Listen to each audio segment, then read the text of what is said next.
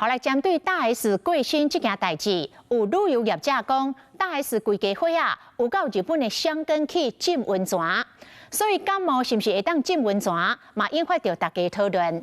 有医师讲，若是真单纯拍卡像流鼻水这种呼吸道的症状，是会当浸温泉甲冲烧水的。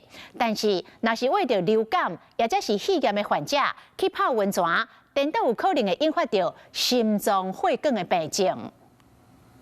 寒天0°C时，身躯冻甲亲像鸡仔冰，赶紧洗温泉，互温度降一个，嘛互规身躯的血路拢通顺。艺人大 S 和处理的人去日本耍，嘛到日本就名的温泉圣地上近。不过当时伊得着流感，身体也阁真冷，医师就建议这个时阵莫洗温泉。流感的话，我们知道它的症状非常的严重，高温的地方的话，你更是缺氧了。那如果说你没有多喝水的话，你泡的一身都是汗。结果话，其实你身体的血液里面是浓稠的，那它的身体里面的水分就不够，那这样的情形也是很容易造成脑中风跟心肌梗塞。得着流感，上好莫洗温泉，若呢小感冒咧，捌做过急冻症吸水陈辉良就伫咧网络顶分享，感冒洗温泉绝对毋是禁区。伊讲若是干那拍卡像流鼻水，单纯呼吸道症头无规身躯痛痛反应，洗烧水，或者是洗温泉拢会使。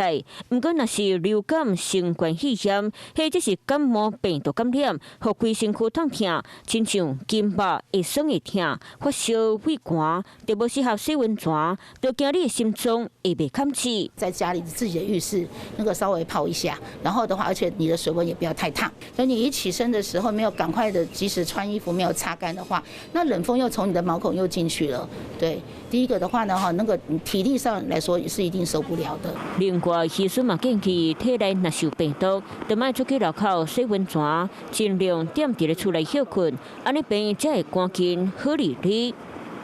你好，我是宋彦明。想掌握最及时的新闻资讯吗？赶紧订阅、按赞、开启小铃铛，锁定华视新闻 YouTube 频道。